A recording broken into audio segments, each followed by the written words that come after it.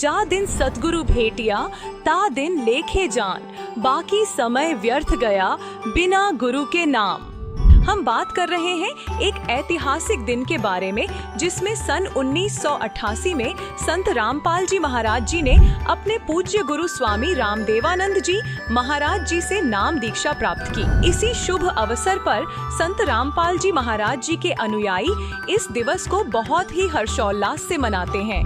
जब संत रामपाल जी महाराज जी ने अपने परम पूज्य गुरुदेव स्वामी रामदेवानंद जी से नाम दीक्षा प्राप्त की, तब उन्होंने विश्व भर के बहुत सारे लोगों को इस भक्ति मार्ग पर लगाया, ताकि सभी सच्ची भक्ति प्राप्त कर सके। इस दिवस को नेपाल सहित भारत के 11 सतलोक आश्रमों में मनाया जा रहा है और इसे सभी लोग बोध दिवस के रूप में मनाते हैं।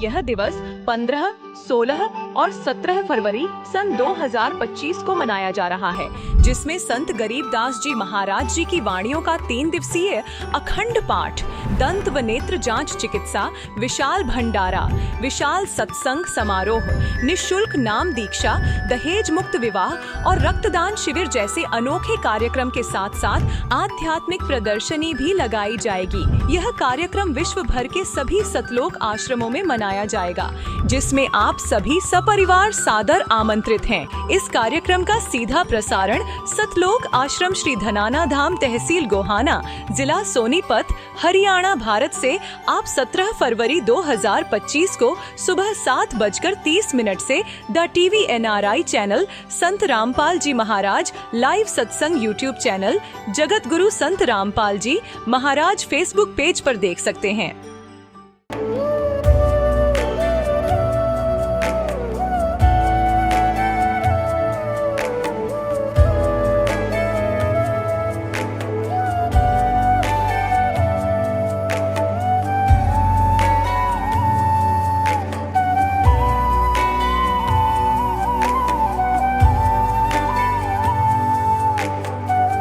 गीता में अर्जुन को स्वयं भगवान कह रहे हैं कि उस परमेश्वर की शरण में जा, उसके लिए उन संतों के पास जा जो तत्वदर्शी हो।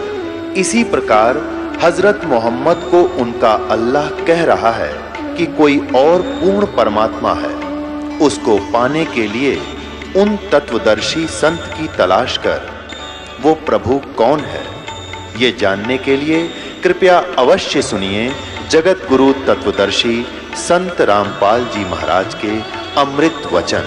दर्शकों, मिलिए कैथल हरियाणा के रहने वाले सुभाष कटकर जी से, जो आर्य समाज से ताल्लुक रखते थे और यज्ञ हवन किया करते थे। परंतु ये सब साधनाएं करते हुए भी सुभाष जी के जीवन में दुख कम नहीं हो रहे थे। इनकी बेटी की बीमारी को लेकर सुभाष जी बहुत परेशान रहते थे। जब आर्य समाज में बताई गई भक्ति और यज्ञ से इन्हें कोई राहत न मिलती दिखाई दी, तब इन्हें तांत्रिकों के पास जाने के अलावा कोई रास्ता दिखाई नहीं दिया। लेकिन अफसोस की बात ये थी कि तांत्रिक भी सुभाष जी को कोई राहत नहीं दे पाए। सुभाष जी का जीवन तब बदला जब इन्हें उस वक्त चल रहे जाट आरक्षण में संत रामपाल जी महाराज को जानने का मौका मिला, उनके ज्ञान को समझने का मौका मिला। सुभाष जी और उनके परिवार को संत रामपाल जी महाराज द्वारा बताई गई शास्त्रोक्त साधना से क्या लाभ मिला, कैसे सुभाष जी का जीवन बदल गया। दर्शकों, अब आइए सुनते हैं सुभाष जी की कहानी उन्हीं की जुबानी। नमस्कार सर। नमस्कार सर। सर क्या नाम है आपका? मेरा नाम सुभाष खटकड़, गाँव नंदगढ़ माजरा, जिला कैथल, हरियाणा। सर, संत रामपाल जी महाराज से नाम दीक्षा आपने कब ली? सर मैंने अगस्त 2017 में ली। सर, संत रामपाल जी महाराज से नाम दीक्षा लेने से पहले क्या आप कोई भक्ति साधना भी करते थे? देखिए, मैं वैसे कोई विशेष भक्ति तो करता नहीं था, लेकिन मैं सन 81-82 में गुरुकुल कुरुक्षेत्र में पढ़ता था और वहाँ ये आर्य समाज विचारधारा से गुरुकुल प्रभावित है। वहाँ हम यज्ञ हवन वगैरह जो संस्कृत में होते हैं वो करते थे, और मैं किसी अन्य विचारधारा जैसे देवी माता मसाणी इनको नहीं मानता था। मैं आर्य समाजी विचारधारा से प्रभावित था। लेकिन आगे चल के जो मेरे घर में एक विकट स्थिति पैदा हो गई थी, उसको लेकर मैं बहुत परेशान रहने लगा। और इसी दौरान ये सन मेरी एक लड़की है जो अब +2 में है, वो 8वीं क्लास में पढ़ती थी। उस समय उसके सिर में दर्द रहने लग गया, तो मैं उसको डॉक्टर के पास ले गया। डॉक्टर बोला भाई इसको दवाई दे दी है मैंने, ये ठीक हो जाएगी, लेकिन वो नहीं ठीक हुई। उसके बाद मैं कैथल शहर में ले गया, लेकिन वहाँ भी 3-4 महीने दवाई देने के बाद वो नहीं ठीक हुई, तो मैं उसको पटियाला ले गया। पटियाला जब ले गया तो उसने कहा भाई इसकी नसें कमज़ोर है, तो वहाँ भी मैंने 10-11 महीने उस लड़की को दवाई खिलाई, लेकिन कोई आराम नहीं हुआ। तब घर वाले बोले कि इसके तो कोई और ही दिक्कत है, जिसे ओपरी भी कहा जाता है, माता वगैरह का। लेकिन मैं इन चीज़ों से को नहीं मानता था। मैं कहता था कि चाहे मैं मर जाऊं, लेकिन मैं किसी सियाने के पास नहीं जाऊंगा। ऐसा करते करते वो लड़की की स्थिति और ज़्यादा बिगड़ती गई। जब कहते हैं कि भाई जिस तालाब का पानी नहीं पीना उसकी गारा भी खानी पड़ जाती है, तो ऐसा करते करते मैं सियानों के पास जाने लगा और कई सियानों के पास गया, कम से कम 8-10 सियानों के पास गया, लेकिन वहाँ मेरे को कोई संतुष्टि नहीं मिली। और मेरे भी नज़ला था, और मेरे जो घरवाली थी उसको जो कमर में डिस्क प्रॉब्लम है वो थी। एक लड़का मेरा, उसको नज़ला में जो मेरे नज़ला, उस लड़के को भी ऐसे ही नज़ला था। लेकिन मैं एक अच्छे परिवार से, खाता पीता परिवार है, लेकिन उसके बाद भी मेरे घर से बीमारी चलती आ रही थी। मैं बहुत दुखी था। ये मेरे को कम से कम जब मैं गुरुकुल में पढ़ता था उसके बाद आने के बाद मेरे को ये नज़ला लग गया था। तो ये मेरे को कम से कम 35 साल इस नज़ले ने मेरे को तंग किया, और परिवार भी लगभग सारा ही दवाई खाता था। सर, आपने बताया कि जो भक्ति साधनाएं आप करते थे उनसे आपको कोई लाभ नहीं मिला, तो फिर संत रामपाल जी महाराज की शरण में आप कैसे आए? संत रामपाल जी महाराज की शरण में आने का एक मेरा विचित्र ही ढंग है। मैं कि संत रामपाल जी महाराज की शरण में आ गया। जाट रक्षण चला हुआ था उस टाइम, और मैं भी जाट जाति से बिलोंग करता हूँ, तो मैं धरनों पर जाता था। लेकिन मैं ये अपने मन में सोचता था कि भी धरनों पे तू क्यों जाता है, इतना रोज़ जाता है, कभी कभार चला जाए कर। लेकिन चल सब जाते हैं तो मैं भी चला जाता था। उसी दौरान संत रामपाल जी महाराज के भगत आए वहाँ, और ऐसे संत रामपाल जी महाराज के 2 भगत हैं, ऐसे लाइनों में चल रहे थे और बहुत लंबी कतार थी। और उससे पहले दिन वो बोल के गए थे भाई कल देखो आप ज़्यादा आएंगे कि या संत रामपाल जी महाराज के भगत ज़्यादा आएंगे। तो मैंने देखा ये तो बहुत लंबी कतार है, बहुत लंबी ऐसे चल रहे हैं संत रामपाल जी महाराज के भगत। और मैं उनको देखता रहा, और वो नारे लगा रहे थे कि तत्वदर्शी संत रामपाल जी महाराज की जय हो, बंदी छोड़ की जय हो। तो ऐसे हम भी अपने नारे लगा रहे थे, जो अपने जातिगत नारे होते हैं। इसी दौरान मैंने उनसे पूछ लिया कि भाई आप कहाँ से हो? तो उन्होंने बोलिया कि लुधियाना, मोगा, बठिंडा। और मेरे एकदम मुंह से यही निकला कि भाई जाटों के यहाँ भक्ति, तो जाटों को तो कोई इस भक्ति के बारे में इतना ज्ञान नहीं है, और ये जाट इतने कहाँ से इकट्ठे कर रहे हैं इतने भक्त। उससे पहले मैं सरसा डेरा में भी 2000 में गया था, और उसके बाद 4-5 साल पहले ब्यास डेरा में भी गया था। लेकिन मैं उन जो संत रामपाल के भगत थे उनकी शक्ल से ही ऐसे लग गया कि वास्तव में धरती पर अगर भगत हैं तो यही हैं। उनकी जो वेशभूषा और जो उनकी देखने का जो ऐसा मुझे ऐसा लगा कि भाई यही भगत हैं धरती पे, और कोई भगत नहीं है। और वो नारे लगा रहे थे कि तत्वदर्शी संत रामपाल जी महाराज की जय हो। तो उसी दौरान में उसकी ऐसे चलती हुई संगत को देखकर भावुक हो गया, और मेरे नारे लगाने लगा कि आपने हमें समर्थन दिया, और मैंने गुरु अपना लिया संत रामपाल जी महाराज को, कि मैंने गुरु अपना लिया संत रामपाल जी महाराज को। लेकिन मैंने उससे पहले कभी संत रामपाल जी महाराज के किसी शिष्य को देखा तक नहीं था, न मैंने उसकी विचारधारा से कोई प्रभावित था, न मैंने कभी टीवी पे भी नहीं देखा था संत रामपाल जी महाराज को। मैं ये कह के कि मैं गुरु बना लिया संत रामपाल जी महाराज को, और घर आ गया। तो मैं अपने घर आकर सोचने लगा कि भाई तू गुरु बना लिया, ना उसका ज्ञान का पता और ना तेरे को। और एक मेरे पड़ोस में है, मेरा चाचा लगता है, उसने आकर मेरे को 2 पुस्तकें दी, एक बरवाड़ा कांड और एक गीता तेरा ज्ञान अमृत। मैंने उन दोनों पुस्तकों को ऐसे अपने छाती से लगा लिया कि शायद ये तो बहुत अनमोल खजाना होगा। और उसको मैं खेत में भी नहीं रखा, जबकि खेत में मेरे रखने के लिए काफ़ी जगह है। मैं उसको घर ले आया, पुस्तक पढ़ता था मैं। लेकिन उसी समय एक मेरा दोस्त था, वो बोलिया भाई तेरे घर में समस्या चली हुई है और तने ये तो देख लिए सारे जो सियाने वगैरह तो देख लिए, तू नाम ले ले। तो मैं बोलिया भाई नाम किसका लेवा? तो उसने कहा कि भाई सरसेवाड़ा का ले ले। उस टाइम सरसेवाड़ा बीमार था। मैं बोलिया भाई मैं तो वहाँ तो गया हूँ, लेकिन मेरे को वहाँ कुछ सिस्टम सही नहीं लगा और मैं सरसेवाड़ा का नाम नहीं लूँगा। तो फिर बोलिया भाई ब्यास वाले का ले लिया। मैंने कहा उससे भाई ब्यास वाले की मैं पुस्तक पढ़ी है और ब्यास भी मैं 3-4 रह के आया हूँ 3-4 दिन, लेकिन मेरे को वहाँ भी कुछ समझ में नहीं आया कि जो मेरे को उचित लगे। मैं संत रामपाल की पुस्तक पढ़ रहा हूँ और मैं तो भाई संत रामपाल का नाम लूँगा, मेरे को तो यही अच्छा लगता है। तो ऐसा करते करते कई दिन बीत गए, मैं उसके पास जाता और यही चर्चा चलती है हमारी, भाई नाम किससे ले। वो मेरा दोस्त ऐसा था कि मैं ज़्यादातर बातें उसकी मानता था, लेकिन इस बात पे मैं उससे समझौता नहीं करना चाहता था और मैं अपने दोस्त से छुपकर और कुरुक्षेत्र नामदान लेने के लिए चला गया। जब मैंने वहाँ से नाम लिया तो मैं घर आ गया और घर आकर मैं भक्ति करने लग गया। मैं अगले दिन ही संत रामपाल जी महाराज से मैं अपनी लड़की को भी नाम दिलवा के ले आया। सर, संत रामपाल जी महाराज से नाम दीक्षा लेने के बाद क्या आपको कोई लाभ भी प्राप्त हुए? उसी दौरान मैं एक दिन बाहर गया हुआ था, तो बाहर गया हुआ था, लड़की को दिक्कत हो गई। लड़की ने नाम ले रखा था और मैंने भी नाम ले रखा था और घरवाली ने भी, लेकिन लड़की अपना नाम छोड़ रही थी। तो दिक्कत हो गई। तो मेरे पास फ़ोन आया कि ऐसे ऐसे बच्ची को तो दोबारा फिर दिक्कत हो गई, अब क्या करें? तो मैं भी टेंशन में हो गया और एकदम मैंने कहा भाई ये जो गुरु होते हैं ये भी कुछ नहीं होते, और मैं थोड़ा सा मायूस हो गया। मैं सोचने लग गया अब मैं कहाँ जाऊँ कि सियाने भी देख लिए और गुरु भी देख लिए, अब मेरे साथ क्या बनेगी? तो मैं ऐसा करते करते वहाँ से जब बाहर गया हुआ था वहाँ से वापस आया, आधे घंटे के बाद मेरे पास दोबारा फ़ोन आया।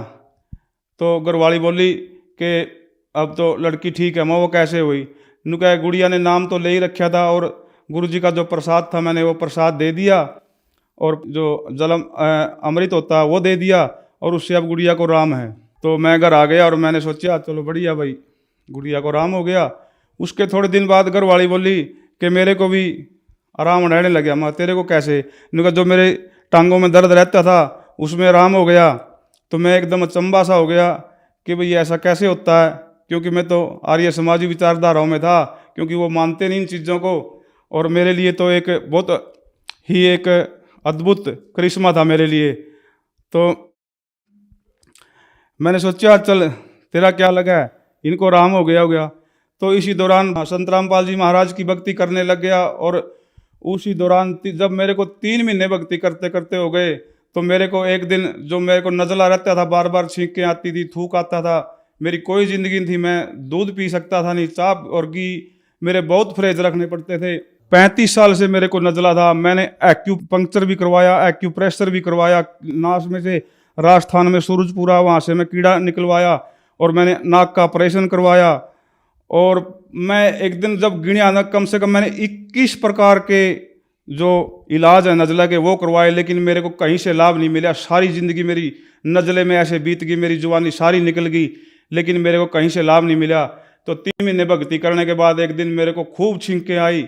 उस दिन के बाद कुछ आराम सा रहने लगा। मैंने सोचा तू दवाई छोड़ के देख, क्योंकि मैं गांव एक पास में फल गाँव है, वहाँ से 15 साल से दवाई चल रही थी मेरी, तो मैं ये दवाई छोड़ के देख ले। उस दिन के बाद मैंने दवाई छोड़ दी और वो ये दिन है और आज मैंने एक गोली भी ली उसके बाद।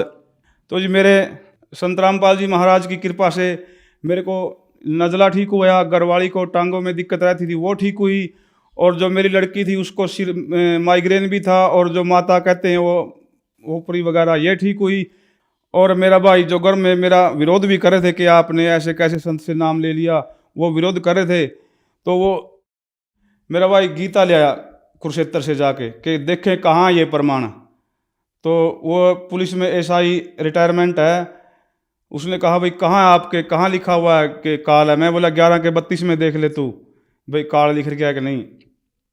तो ऐसे जो भी कि शास्त्र विरुद्ध साधना कहाँ लिखी है, मैं 16 के 23 में देख ले, ऐसा ये मंत्र लिखा हुआ है। तो उसने सब गीता ला करके, एक लड़का मेरा चाचा का था वो बीएससी कर रहा था, उसने भी देखा और प्रमाण देखे, तो उन दोनों ने भी संत रामपाल जी महाराज की दीक्षा ग्रहण कर ली और भक्ति करने लगे। उसके बाद मेरे लड़के को सिर में दर्द रहता था। एक दिन रात को उसकी मम्मी बोली, बेटे तू संत रामपाल जी महाराज का नाम लेके सो जा और उसका नाम ले लेना, तू ठीक हो जाएगा। रात को सपने में आए गुरुदेव जी और उनको नाम दे करके चले गए। सवेरे उठ के लड़का बोला कि माँ मेरे को तो नाम दे के चले गए गुरुदेव जी, रात को आए थे सपने में, और उसके बाद उसके सिर में दर्द नहीं हुआ। उसके बाद मैं उसको भी नाम दिलवा के लाया।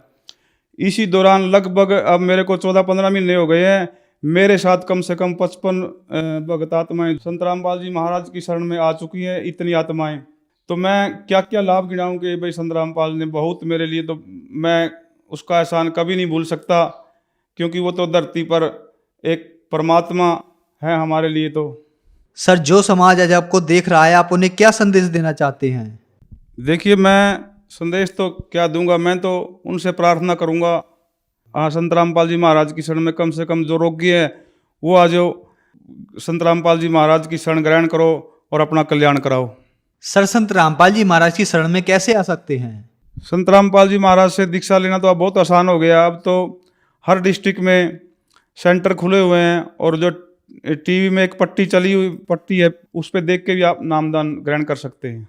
धन्यवाद सर। सत साहिब। अब जगत गुरु तत्वदर्शी संत रामपाल जी महाराज जी के सत्संग के माध्यम से उस अद्वितीय आध्यात्मिक ज्ञान के बारे में जानते हैं, जिसके माध्यम से आप भी प्राप्त कर सकते हैं ऐसे आध्यात्मिक, मानसिक और भौतिक सुख जो अभी तक आपने सिर्फ मीराबाई, ध्रुव, प्रहलाद जैसे कुछ ही भक्तों की जीवन कथा में सुने होंगे।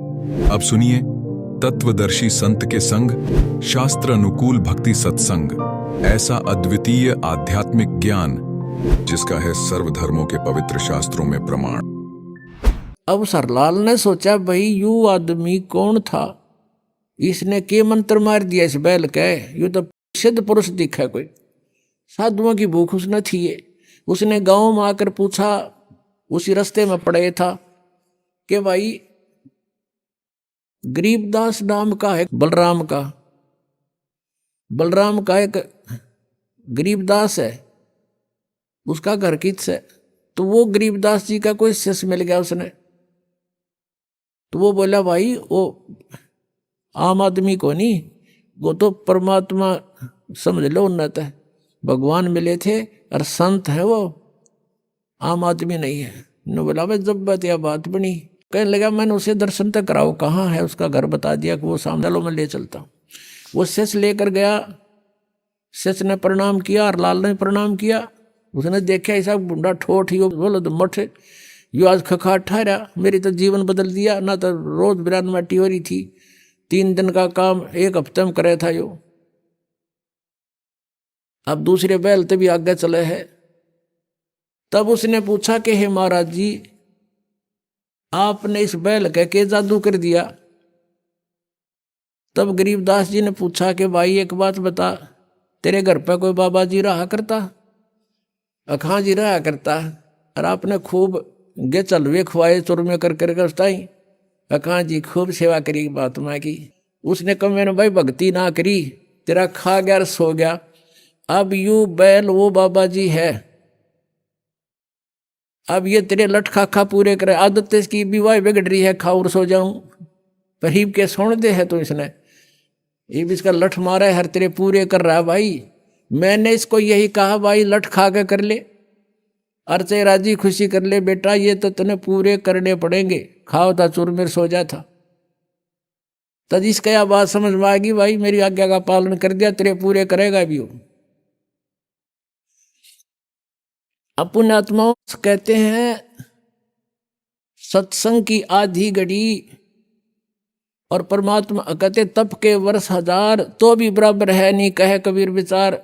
अब देखो करे करावे साइया मन में लहर उठा, दादू से दर्जीव के वो आप बगल हो जा। अब वो परमात्मा का शिष्य था कभी किसी जन्म में। ऐसे जो सर्कमस्टांस होते हैं परमेश्वर करता है, और उसने भक्ति करी कोई ना, फिर 84 लाख योनियों में जा फंसा। अब वहां भी उसको राहत दिला दी। अब हरलाल के मन में ये आई कि भाई महात्मा था अपनी करनी पाओगा, आज के बाद मैं इसने बैल न कति प्रयोग नहीं करूं। वापस ले जाके उसके बाद गाड़ी उड़े छोड़ दी, 9 किलो बैलगाड़ी खाली कर लिया, दूसरा बैल मोल लिया, वो जोत दिया, पाछे बांध के घर ले गया, घर जाके अलग से बांध दिया, चारा चरावे पानी पियावे, प्रयोग नहीं किया। अब उसको वहां भी राहत दे दी, परमात्मा ने दिवा दी अपने हंस को, कोई था पिछले जन्म का निकम्मा, खाओ था सो जा था। अब उसके बाद हरलाल ने सोची भाई इस महात्मा से तो कुछ ज्ञान सुनना चाहिए। फिर परमात्मा ने ज्ञान सुनाया, कोट जन्म तन भ्रमत हो गए, कुछ ना हाथ लगे रे, कुकर सुकर खरबा बोरे कौआ हंस बगारे, सारी कथा सुनाई। अब एकदम प्रभावित हो गया वो किसान हरलाल, और उनको ये कर्मों से परिचित कराया कि 1 अलाई और 1000 कसाई बराबर पाप लगा। तो इस चीज से वो प्रभावित हुआ और कहने लगा भगवान मुझे तो अपने पास ही रख लो। गरीबदास जी से कहा। गरीबदास जी बोला भाई हमारा मार्ग अब ऐसे रखने का नहीं है, हम तो वो विधि बताते हैं जिससे तुझे पाप नहीं लगेगा। अब खेती करूं तो उसमें पाप लगे, हरलाल बोले, और ये गाड़ी बाहूं इसमें पाप लगे, आपने भी दान बता दिया सारा। अब भगवान यूं कर्म मेरे तत्वों को ना, और मुझे अपने पास रख लो, आपकी सेवा कर दूंगा। तब गरीबदास ने कहा था कि हमारा यूं मार्ग यूं नहीं है भाई, हमारे पास एक ऐसा साबुन है, प्रतिदिन जो मैला कपड़ा होता है उसको डेली धो ले, साफ हो जाता है। ऐसा नाम दूंगा कि इच्छा कर मारे नहीं, बिन इच्छा मर जा, कह कबीरदास का पाप नहीं लगे। गरीबदास जी ने कहा था कि गाड़ी बाहो खुश रहो और खेती करो खुशहाल, और पर साईं सिर पर राखिए। सही भगत हरलाल कि अपना काम भी कर और इस मंत्र का जाप रख, मर्यादा ना तोड़ना, तो सही भगत हो गया हरलाल, अपनी भक्ति कर। तो कहने का उद्देश्य ये है कि जो ये परमात्मा की भक्ति की सही मंत्र आपको मिल जाएंगे, फिर आपने दैनिक कर्म छोड़े नहीं जा सकते, इनको त्यागा नहीं जा सकता, इनके पाप भी नहीं लगेंगे, आप जी को नहीं लगेंगे। और इस मंत्र के अतिरिक्त चाहे कोई कबीर पंथी भी अन्य कोई कबीर साहिब की शरण ग्रहण करवा रहा है, वो नकली है, उसमें ओट मालिक की उनको नहीं है।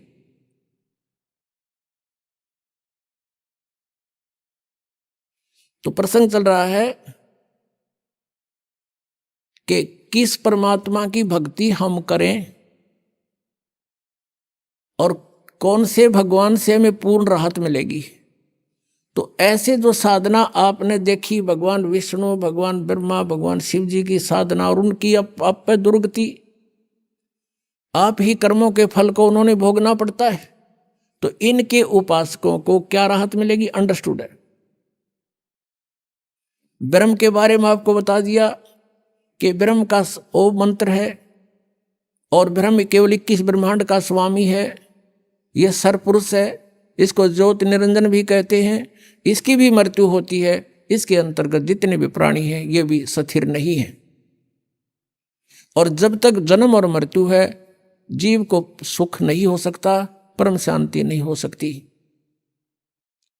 अक्षर पुरुष ये 7 संघ ब्रह्मांड का स्वामी है, 7 संघ ब्रह्मांड का, और इसकी भी जन्म मृत्यु होती है। इसके अंतर्गत सभी प्राणी भी नाशवान है, भले उनकी आयु लंबी है, और सभी योनियां उनको भोगनी पड़ती है।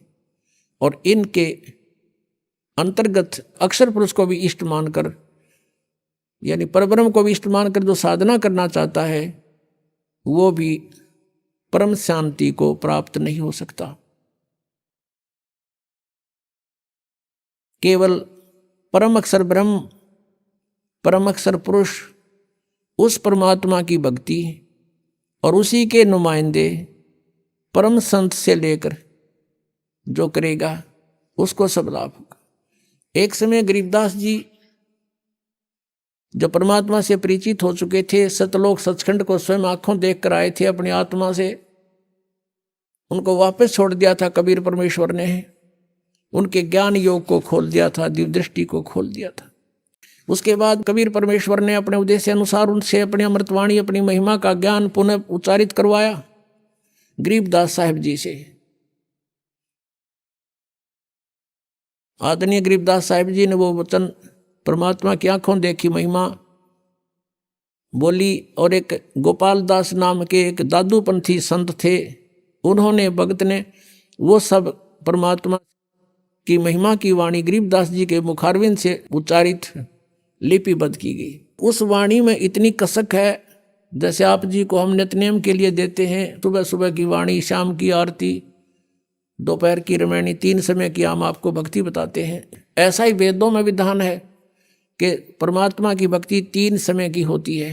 गरीबदास जी के कुछ शिष्य हो गए थे, वो साधना करते हुए जहाँ भी जाते थे वो अपने नित्य नियम अवश्य करते थे। लुधियाना के पास एक वासियर गांव है, लुधियाना के पास वासियर गांव का एक बहुत बड़ा किसान था, राम राय नाम था उसका। और गांव में एक नाम और रख लिया कर, न्यारा, झुमकरा, उसका नाम झुमकरा भी रख रखा था। वास्तविक नाम उसका राम राय था। एक गरीबदास जी का भक्त उस वासियर गांव के बाहर गर्मियों के समय था, सुबह सुबह स्नान करके एक तालाब में, और उसी तालाब के ऊपर बराबर में बैठकर एक पटड़ी सी पे बिछा कर वहाँ अपनी चादर बैठ कर भगवान के नित्यनेम कर रहा था, सुबह की वाणी बोल रहा था। और ये राम राय जी सुबह सुबह फ्रेश होने के लिए गए थे। उसने देखा कि बहुत ही अच्छे सुरीली आवाज़ से भगवान की वाणी कोई भगत उच्चारण कर रहा है। और ये पंजाब के लोग वाणी के बड़े कायल होते हैं, इसके ऊपर बड़े आसक्त हो जाते हैं, इनको इनकी वैल्यू का पता है। तो राम राय जी जाकर बैठ गए उस भगत के पास में, सारी वाणी सुन ली। जब उसने अपना पूरा कर्म कर लिया तब राम रमी हुई, कुशल मंगल पूछा, कौन कहाँ से आया तू? उस भक्त ने बताया कि मैं ऐसे ऐसे उस गांव का हूँ और किसी कामवश जा रहा था, पहले पैदल चलते थे और यहाँ बैठ के मैं अपनी भक्ति कर रहा था। तब उस राम राय ने पूछा कि ये वाणी गुरु ग्रंथ साहिब में तो है नहीं, आप किसकी वाणी पढ़ रहे थे? बहुत ही आत्मा को खींच रही थी ये वाणी, इसके शब्द मेरे हृदय में जगह बना रहे थे।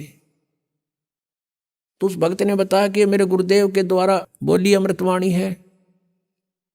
राम राय ने पूछा कि ये संत ऐसी अमृतवाणी जिसने बोली है वो विद्यमान है शरीर में या शरीर छोड़ गया? भक्त ने बताया कि अभी विद्यमान है। पूरा एड्रेस ले लिया राम राय ने।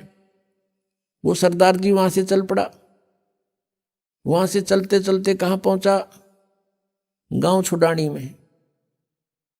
जो ही वो सुबह सुबह पहुंचा तो गरीबदास साहिब जी, वो किसान थे, खेती करते थे, जमीन बहुत थी। और एक क्योंकि ये संत जो होते हैं वो भगवान से परिचित हो जाते हैं, सभी ज्ञान से परिचित थे।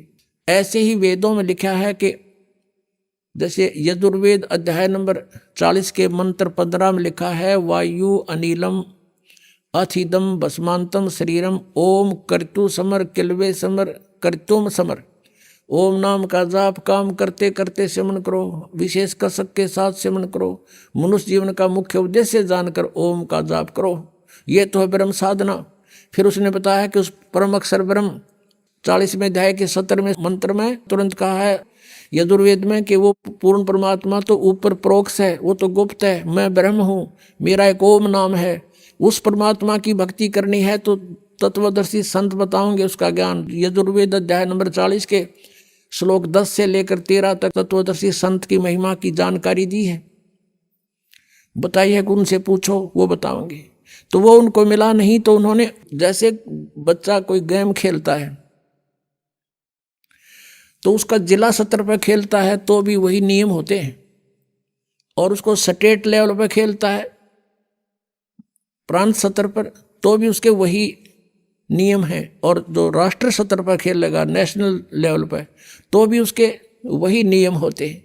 तो जितने भी साधना है साधक यही नियम थे कि जैसे सूक्ष्म वेद में परमेश्वर ने आके बताया कि नाम उठत नाम बैठत नाम सोवत जागवे, नाम खाते नाम पीते नाम से ती लागवे। यानी कर्म योगी बने रहना और भक्ति करो, चलते फिरते उठते बैठते, कोई विशेष स्थान पर बैठने की विशेष आवश्यकता नहीं।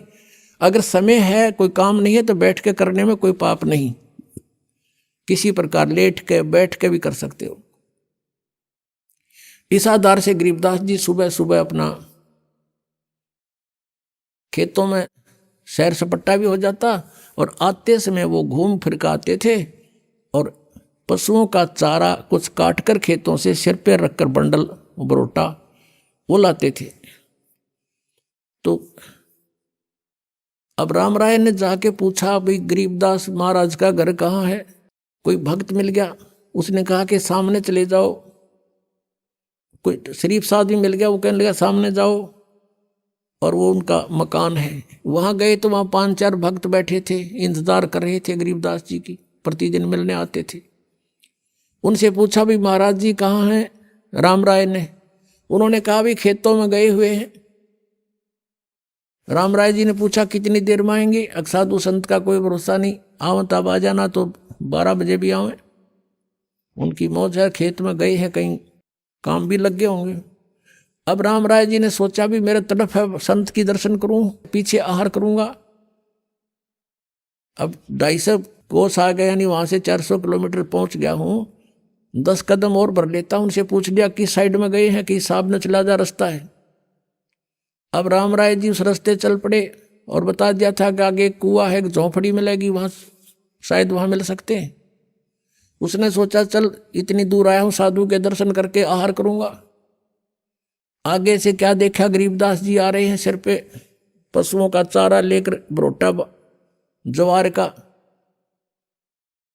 किसान रूप में। वो एक सिंपल जैसी वे भूसा हरियाणे की थी, धोती और कुर्ता, उसी में अपना आ रहे थे।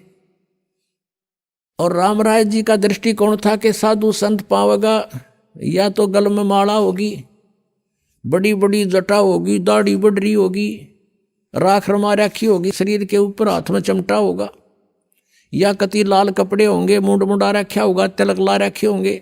इस इमेजन से उसने अपने हिसाब से ऐसा इमेजन बना रखा था कि साधु ही साफ पाओगा। उधर से अंतर्यामी थे गरीबदास जी, वो जान गए भगत आवे है।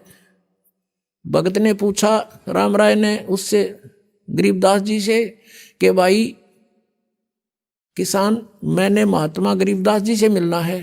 वो कहाँ से मिलेंगे? आपने देखा इधर, बताया कि इधर आए हुए हैं। गरीबदास जी कहने लगे कि आजा भाई मेरे साथ, मैं मिलाऊंगा गरीबदास जी से, आजा मेरे साथ। अगर नहीं इधर बता रहे हैं कि, कहने लगे मेरे साथ आजा, मैं मिलाऊंगा तेरे को।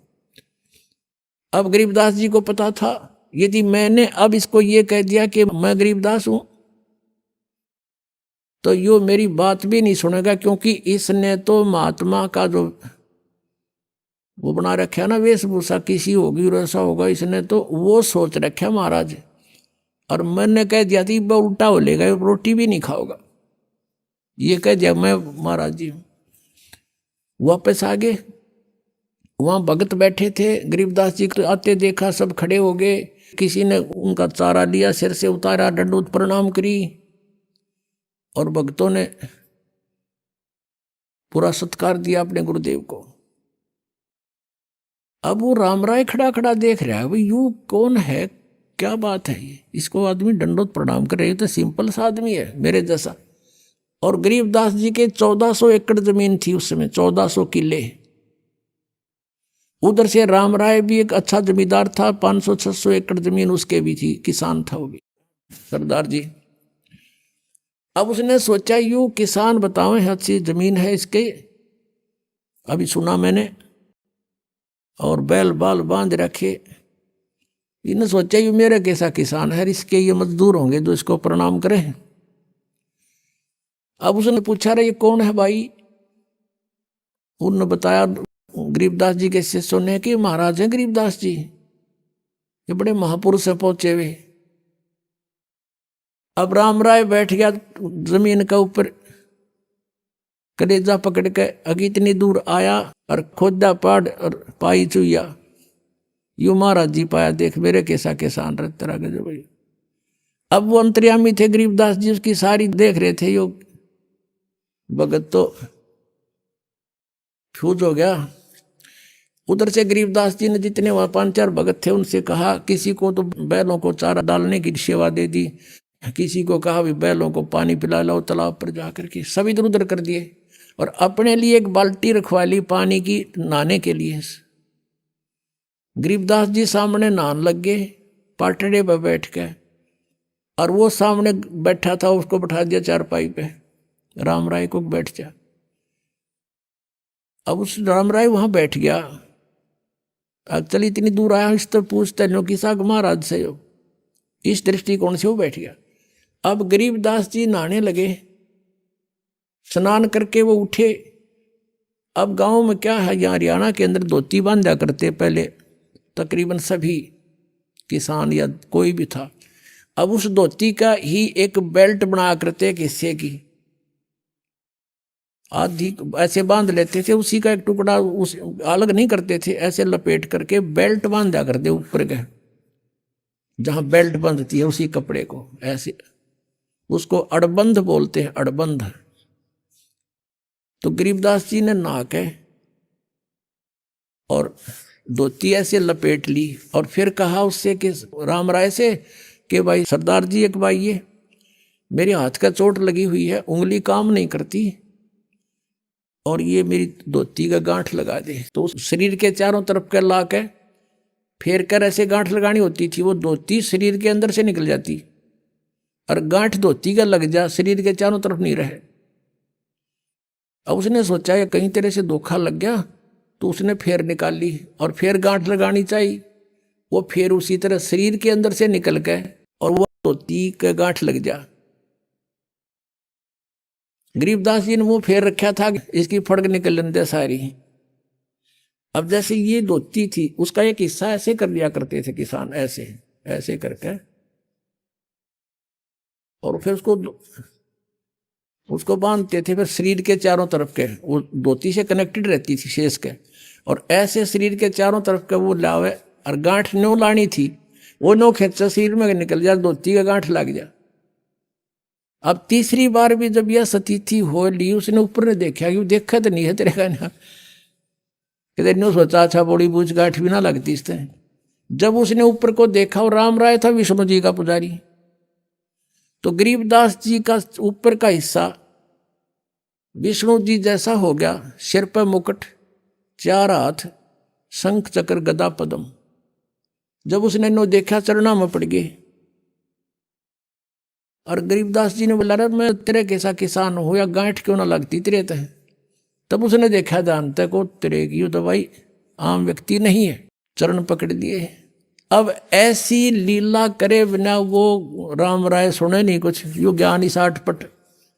अब राम राय विवश हो गया कि ये तो भाई परम शक्ति है, विष्णु जी अवतार आए हैं, विष्णु जी ना है तो उसका अवतार जरूर है, मतलब हमारी ऐसी धारणाएं होती हैं। तो इसलिए उसको ये ज्ञान सुनाना, शरण में लेना, कहते हैं 100 साल सीधर मैं करूं अपने जन के काज। तो मालिक ने वाली लीला बख्शी, रजा बख्शी उस पर, वो ज्ञान सुनाया सारा। 1 हफ्ता रोक्या खूब, वो फिर जानने का दिल करे था उसका, रंग दिया रंग में। तब उसने कहा कि भगवान ये ज्ञान तो आज तक किसी ने हमें नहीं बताया जो आज आपने बताया। तो गरीबदास जी ने कहा कि ये ज्ञान भाई भगवान ने बताया मेरे थे, वो स्वयं आए थे, वो पूर्ण परमात्मा कबीर जी हैं, जो काशी में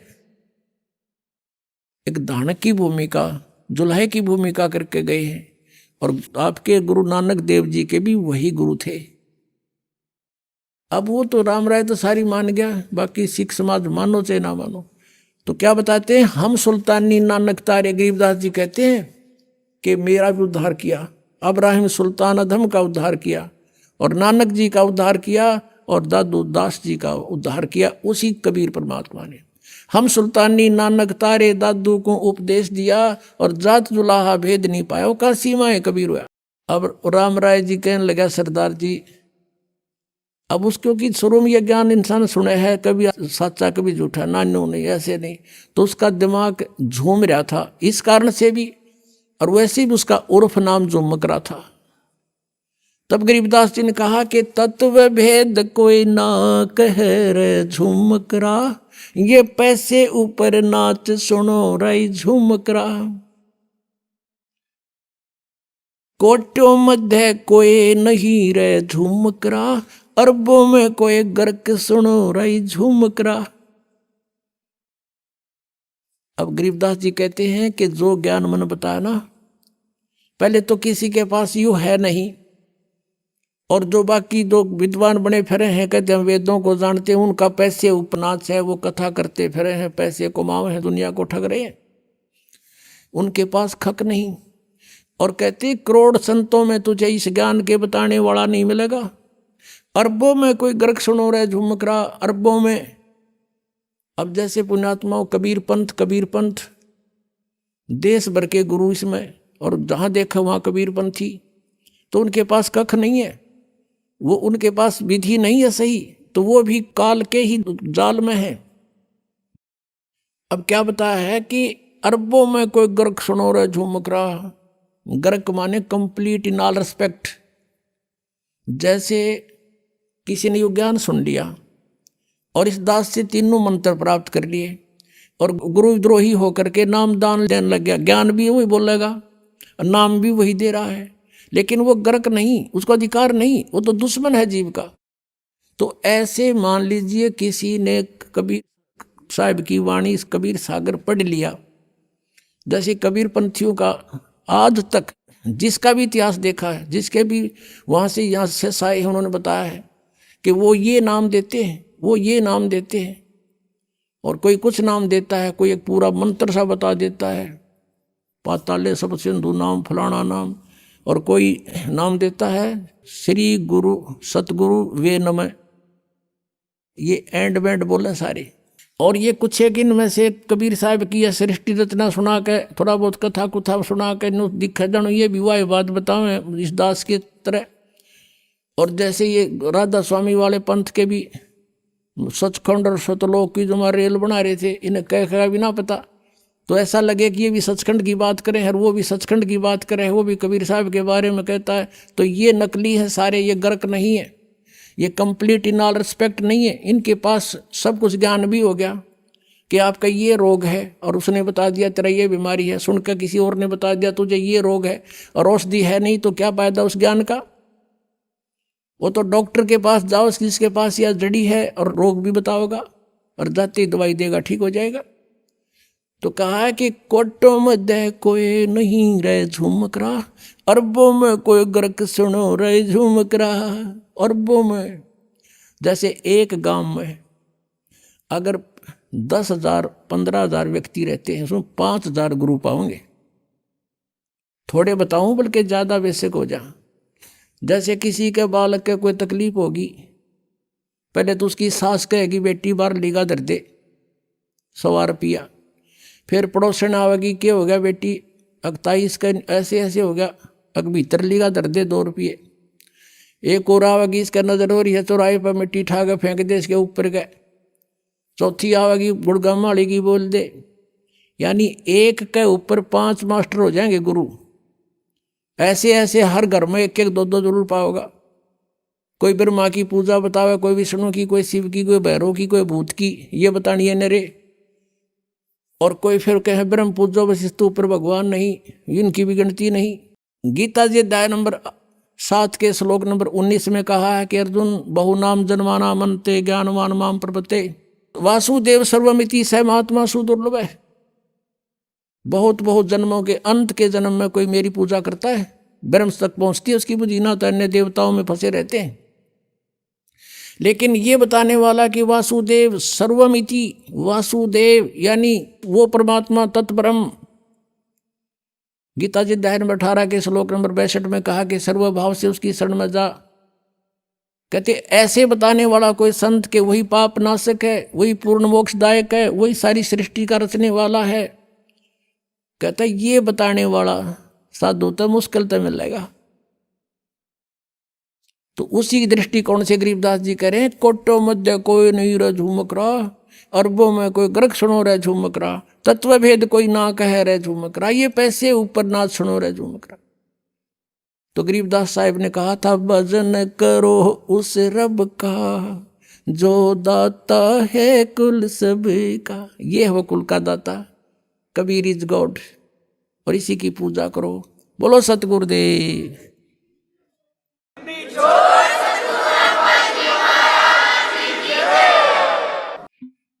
परम पिता परमात्मा सर्व सृष्टि रचनहार कुल मालिक सत्य पुरुष अकाल मूर्त सबद स्वरूपी राम, ये कबीर देव हैं, कबीर साहिब हैं, जो भारतवर्ष की पावन धरती पर सन 1398 में विक्रमी संवत 1455 ज्येष्ठ सुदी पूर्णमासी को सतलोक से चलकर एक शिशु रूप धारण करके एक लहर तारा नामक सरोवर के अंदर कमल के फूल के ऊपर विराजमान हुए, एक शिशु रूप धारण करके। उस परमेश्वर ने स्वयं आकर के अपनी जानकारी आप ही बताई है।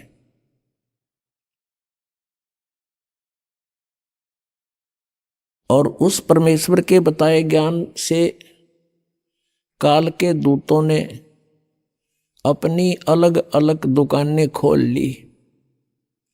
सब सचखंड सतलोक के गीत गान लगे। उनको कह कह का पता नहीं सचखंड क्या होता है, सतनाम किसे कहते हैं, और सतलोक सार नाम सतशब्द सतनाम ये क्या चीज है। इसके विषय में आदरणीय गरीबदास साहिब जी, जिनको परमात्मा पूर्ण ब्रह्म अपने गुण, अपनी लीला, अपनी महिमा के अनुसार, अपने स्वभाव अनुसार जो लीला करते हैं, उस लीला के माध्यम से वो परमात्मा आदरणीय गरीबदास साहिब जी को गांव छुड़ानी, जिला झज्जर, हरियाणा में आकर के प्राप्त हुए थे। उनको फिर अपना सचखंड दिखाया, अपना सतलोक दिखाया, सर्व ब्रह्मांडों की सतिथि दिखाई, सभी भगवानों की सतिथि से परिचित करवाया, फिर उस प्यारी आत्मा को वापस शरीर में छोड़ दिया था। आदरणीय गरीबदास साहिब जी को मृत जान लिया था। घर वालों ने, कुल के लोगों ने इकट्ठा होकर के उनको चिता पर रख दिया था। अंतिम संस्कार करने की तैयारी थी। उसी समय परमेश्वर कबीर देव जी ने, कबीर परमेश्वर ने उस आत्मा को शरीर में प्रवेश कर दिया। उसके बाद गरीबदास साहिब जी ने अपनी आंखों देखा सचखंड का जो ब्यौरा दिया, वो परमात्मा ने जो 600 वर्ष पहले ज्ञान दिया था उससे ज्यों का तो मेल खाता है। गरीबदास साहिब जी ने कहा है कि हम देखा सो सच है और सकल प्रपंच, हमने जो आंखों देखा भगवान की महिमा, कबीर परमेश्वर जी की महिमा, वो सत्य है और बाकी सब प्रपंच फैलाए बैठे हैं। उनके विषय में कहा कि बेखों के लश्कर फिरें, बेख मीन पंथों के, ये पंथों के लश्कर फिरें, लश्कर माने टोड़ के टोड़, पता नहीं कितनी दुनिया ने घेरे बैठे हैं ये लोग। बेखों के लश्कर फिरें ये बाणी चोर कठोर, सतगुरु धाम ना पहुंचेंगे ये 84 के ढोर। गरीबदास साहिब जी ने कहा कि जो कबीर परमेश्वर की वाणी को चुरा कर अपनी दुकान न्यारी खोल ली, पंथ चला दिए, सचखंड का ठेका ले लिया, उनको पता कुछ भी नहीं है। तो उनके विषय में कहा कि बेखों के लश्कर फिरें, लश्कर माने पूरी सेना की सेना, और ये वाणी चोर कठोर, परमात्मा की वाणी को चुरा कर ये स्वयं संत बन बैठे और अब सच्चाई को स्वीकार भी करने को तैयार नहीं, इतने कट्टर हो गए। वो संत भी और उनके अनुयायी भी कहते हैं सतगुरु धाम ना पहुंचेंगे ये 84 के ढोर। अभी आपने सुने संत रामपाल जी महाराज के मंगल प्रवचन। आइए अब सुनते हैं संत रामपाल जी महाराज से नाम दीक्षा लेकर सत भक्ति करके अद्भुत लाभ प्राप्त करने वाले अनुयायी के विचार। दर्शकों, जिस प्रकार से नमस्कार सर। क्या नाम है आपका? रामनंदन पटेल। सर कहाँ से आए हैं आप? मैं मूलतः रहने वाला बनारस का हूँ, लेकिन जबलपुर में मध्य प्रदेश में सर्विस करता हूँ शिक्षा विभाग में, और जबलपुर में रह रहा हूँ। आप जबलपुर शिक्षा विभाग में एक शिक्षक हैं। सर आप कितने साल से जबलपुर में रह रहे हैं? मैं 40 साल से जबलपुर में हूँ। सर संत रामपाल जी महाराज से कब जुड़े आप? मैं संत रामपाल जी महाराज से 2013 अप्रैल में जुड़ा। सर हम आपसे एक बात पूछना चाहेंगे कि संत रामपाल जी महाराज से नाम दीक्षा लेने से पहले आप क्या साधनाएं करते थे? संत रामपाल जी महाराज से नाम उद्देश्य लेने के पहले मैं जो समाज में हमारे देवी देवताओं की जो कुल पूजा होती थी, उन्हीं पूजाओं को मैं बराबर बरकरार रखा था। हमारे घर में जो है जो हनुमान जी की मूर्ति की स्थापना मेरे हाथों से कराई गई, दुर्गा जी की मूर्ति की स्थापना हमारे पुरोहितों ने मेरे हाथ से कराई। मैं उसी का पूजा करता रहा। फिर भी पूजा करते करते जो है मैं असाध्य बीमारियों से भी ग्रसित हो गया, और वो असाध्य बीमारियां मुझे आज तक पछाड़ती रहीं जब तक मैं जो है संत रामपाल जी महाराज के शरण में नहीं आया। सर संत रामपाल जी महाराज के बारे में आपको कैसे पता चला? क्योंकि आप जबलपुर में रहते हैं, यहाँ से हरियाणा काफ़ी दूर है। कैसे आप संत रामपाल जी महाराज से जुड़े? सर मैं संत रामपाल जी महाराज से जुड़ने का श्रेय जो है मेरे बालक पर जाता है। मेरा बेटा जो है मेरे से 1 साल पहले संत रामपाल जी महाराज से गुरु दीक्षा लेकर के वो भक्ति कर रहा था, लेकिन घर में वो चोरी चोरी भक्ति करता था, हम लोगों को नहीं बताता था, और मैं अपनी भक्ति में सांसारिक पूजा में लगा रहता था। तो जब मेरी तबीयत खराब होने लगी ज़्यादा, तो उसने कहा कि पापा ऐसा है कि देखिए संतराम जहाँ से मैं दीक्षा लिया हूँ, और ये लोग देखिए रामपाल जी महाराज के दीक्षा लेने के बाद उस साधना को करने के बाद लोग असाध्य बीमारियों से ठीक हो रहे हैं। आपको क्या प्रॉब्लम थी? हमको सर पहले तो हमारी पौष्टिक ग्रंथि बढ़ी हुई थी शरीर की, और उसमें से जो है हमें रात भर हमको बाथरूम जाना पड़ता था, नींद नहीं आती थी, जिसके कारण मुझे ब्लड प्रेशर की बीमारी हो गई। और ब्लड प्रेशर बीमारी होने के साथ साथ एक दिन ब्लड प्रेशर इतना हाई हुआ कि मुझे पैरालाइज की शिकायत हो गई, और ये मेरा लेफ्ट साइड जो था वो जो है बिल्कुल शून्य होने लगा। और तब मुझे पता चला कि मुझे कुछ हो रहा है, और मैं ये मेरी जो पैरालाइज की शिकायत हुई थी, अपौष्टिक ग्रंथि की जो शिकायत थी, ये दोनों रिपोर्ट मेरे साथ हैं। कितने डॉक्टरों की रिपोर्ट मेरे साथ में मैं लेके आया हूँ। कौन से हॉस्पिटल में आपने दिखाया था? जबलपुर का जो सबसे बढ़िया हॉस्पिटल जिसको माना जाता है, डॉक्टर अनुराग साहनी का। और सर क्या कहा डॉक्टर ने? रिपोर्ट में क्या बताया? रिपोर्ट में ये कहा गया, मुझे तो नहीं बताया डॉक्टर ने, इन्होंने मुझे इतना बताया कि आपके ब्रेन में क्लॉटिंग है, और उस क्लॉटिंग की वजह से आपको पैरालाइज हुआ है। और इतना बता के उन्होंने कहा आपको भर्ती होना पड़ेगा। उन्होंने एडमिट कर लिया। मैं 1 महीने तक अस्पताल में एडमिट रहा, लेकिन मेरे बच्चे को बुला करके बाद में पूछा गया, उससे बताया गया कि ये इनको बचने की उम्मीद नहीं है, आप उम्मीद छोड़ दीजिए। और मेरे पास एक ही बालक है। सर कौन सा डॉक्टर ने कहा कि आपकी बचने की उम्मीद नहीं है? वो डॉक्टर अनुपम साहनी। जबलपुर में है ये? जबलपुर में ये है, इनका अस्पताल जबलपुर में है, मध्य प्रदेश में। सर फिर कैसे ठीक हुए? कैसे राहत मिली आपको? तो हमें जो है वो बालक ने हमें बीच में बताया था कि पापा जो है आप गुरु से चलिए नाम दीक्षा ले लीजिए तो बीमारियां दूर हो जाएंगी। तो मैं बीच में गुरु से नाम दीक्षा तो लिया जा करके बरवाला, यहाँ जबलपुर से दिल्ली गया, दिल्ली से फिर बरवाला जाके नाम दीक्षा तो लिया, लेकिन मुझे पहले उतना विश्वास नहीं हो रहा था, और मैं भक्ति ठीक से नहीं कर रहा था, और मैं जगत में भी कुछ लगा रहता था। तो लेकिन जब मैंने दीक्षा तो ले लिया था, जब मुझे ये पैरालाइज का अटैक हुआ था, तो मुझे तुरंत अपने गुरु संत रामपाल जी महाराज का ध्यान आ गया कि उन्होंने मुझे मंत्र दिया था, और उसमें हमने सुना भी था इंटरव्यू में कि जो इस नाम का जाप करता है, गुरु जी के बताए के अनुसार इस नाम का जाप करता है तो तलवार से लगा हुआ जो घाव होता है वो सुई की नोक के बराबर दर्द में बदल जाता है। तो जब मुझे ये अटैक हुआ तो मैं उस मंत्र का मन ही मन जाप करने लगा। तो हमारा जहाँ तक हमारा अंग शरीर का शून्य हो गया था, जहाँ सेंसेशन नहीं था, वो सेंसेशन वहीं तक जो है रुका रहा, और धीरे धीरे धीरे धीरे वो शून्यपन खत्म होने लगा शरीर का, और मैं बहुत जल्दी रिकवर हो गया, और अस्पताल से मुझे छुट्टी मिल गई। और आज मैं आपके सामने बिल्कुल स्वस्थ निरोग, मेरी जो है पौष्टिक ग्रंथि का भी ऑपरेशन नहीं कराना पड़ा, वो भी ठीक ठाक है, ब्लड प्रेशर नहीं है, मैं कोई दवाई नहीं लेता हूँ, और पैरालाइज की भी कोई दवाई नहीं लेता हूँ, और आपके सामने आज स्वस्थ बिल्कुल खड़ा हूँ।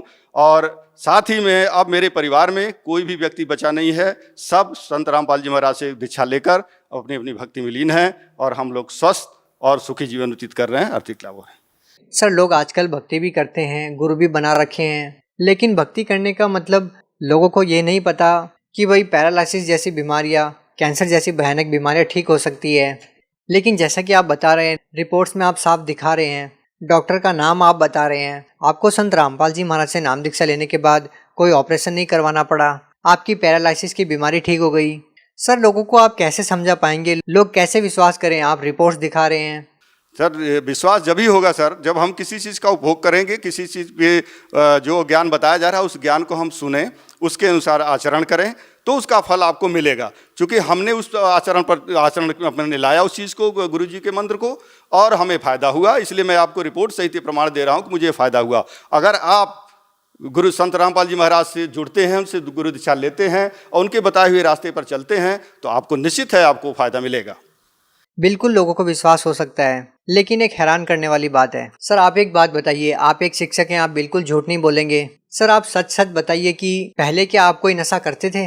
सर, मैं पहले जो है नशा भी करता था, मांस का भक्षण भी करता था, और जगत के सारे व्यवहार जो होते हैं वो सब अपने मित्रों दोस्तों के साथ जा कर के करता था। अब आप ये कहेंगे कि आपने संत रामपाल जी महाराज से नाम दीक्षा लेने के बाद नशा छोड़ दिया? यस, जिस दिन से मैंने संत रामपाल जी महाराज जी से गुरु दीक्षा ली है, कुछ दिनों तक तो मैं अनजाने में, मुझे विश्वास नहीं था तो मैं गलत काम करता रहा, लेकिन जो है उसका फल हमको, जो उसका दुष्परिणाम मुझे भोगना पड़ा। इसके बाद मुझे जो है ये ज्ञान हुआ कि नहीं, संत रामपाल जी महाराज के साथ रखकर वो सब देखते हैं, उनको मालूम है कि हम क्या कर रहे हैं, कौन सा गलत काम कर रहे हैं। तो मुझे खुद संज्ञान में आया चीज़, और मैंने सारी चीज़ जो है सबको तिलांजलि देकर मैं आज गुरु जी के बताए हुए रास्ते। सर, आप एक पढ़े लिखे इंसान हैं, आप एक बात बताइए कि साइंस का ज़माना है, बड़े बड़े मेडिकल इंस्टीट्यूट बने हैं, साइंस बहुत आगे तक जा चुकी है। एक ऐसे ज़माने में लोग एक संत के आशीर्वाद देने से नशा कैसे छोड़ सकते हैं? कैसे आप लोगों को प्रेरणा मिलती है, जबकि सरकार बड़े बड़े नशा मुक्ति केंद्र खोलती है, करोड़ों की योजनाएं लेकर आती है, फिर भी लोग नशा नहीं छोड़ पाते, लेकिन एक संत के आशीर्वाद से कैसे छोड़ सकते हैं? सर, संत रामपाल जी महाराज के अनुसार जो ज्ञान मिलता है, उस ज्ञान में जब आदमी रम जाता है, लीन हो जाता है, तो उसको और बाहर दूसरी दुनिया की जो बुराइयां जो है वो अपने आप छोड़ के भाग जाती हैं। सर, वो छोड़ता नहीं है, बुराइयां अपने आप भागने लगती हैं उससे।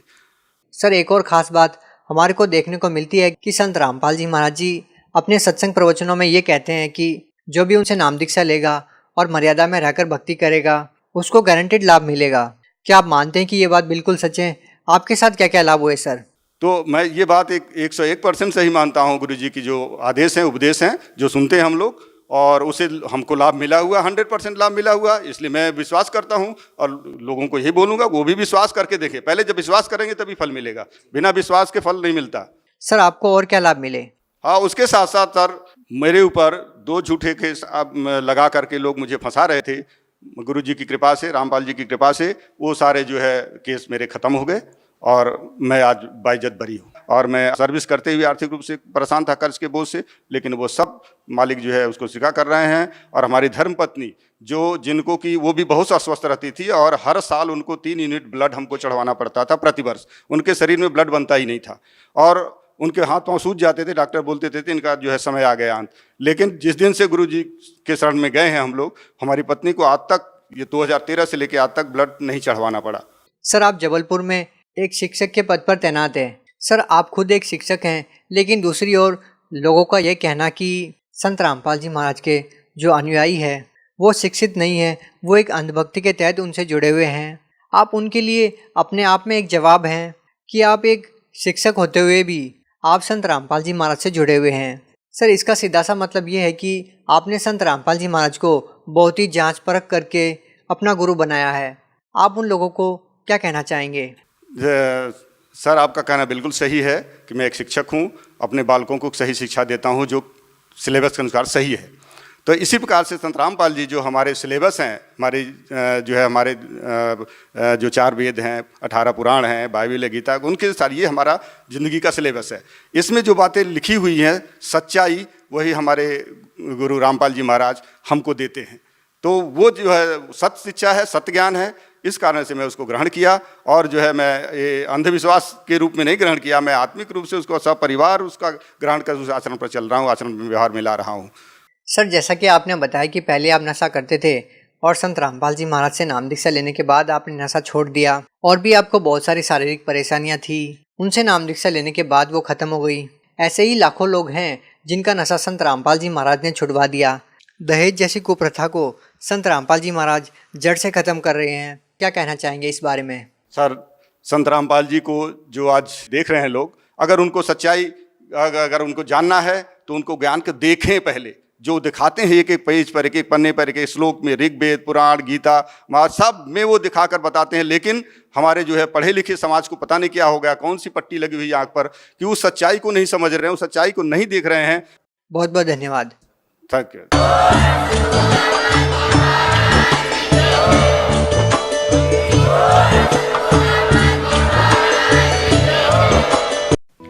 आप सुन रहे थे जगत गुरु तत्वदर्शी संत रामपाल जी महाराज के मंगल प्रवचन।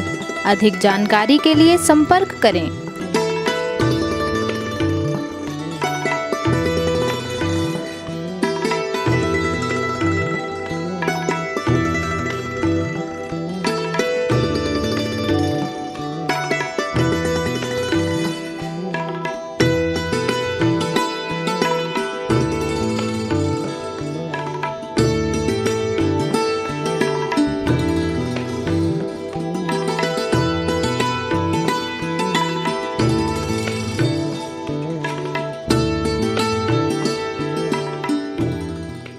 जा दिन सतगुरु भेटिया ता दिन लेखे जान, बाकी समय व्यर्थ गया बिना गुरु के नाम।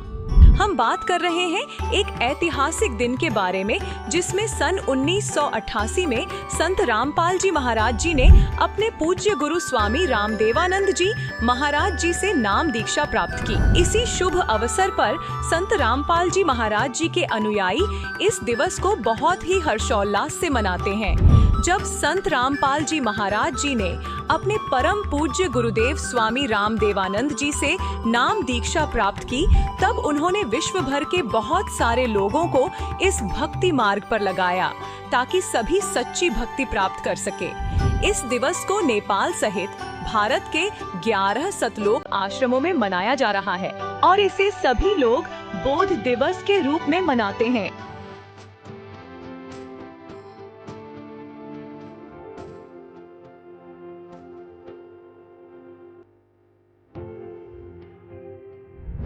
यह दिवस 15, 16 और 17 फरवरी सन 2025 को मनाया जा रहा है, जिसमें संत गरीबदास जी महाराज जी की वाणियों का 3 दिवसीय अखंड पाठ, दंत व नेत्र जांच चिकित्सा, विशाल भंडारा, विशाल सत्संग समारोह, निःशुल्क नाम दीक्षा, दहेज मुक्त विवाह और रक्तदान शिविर जैसे अनोखे कार्यक्रम के साथ साथ आध्यात्मिक प्रदर्शनी भी लगाई जाएगी।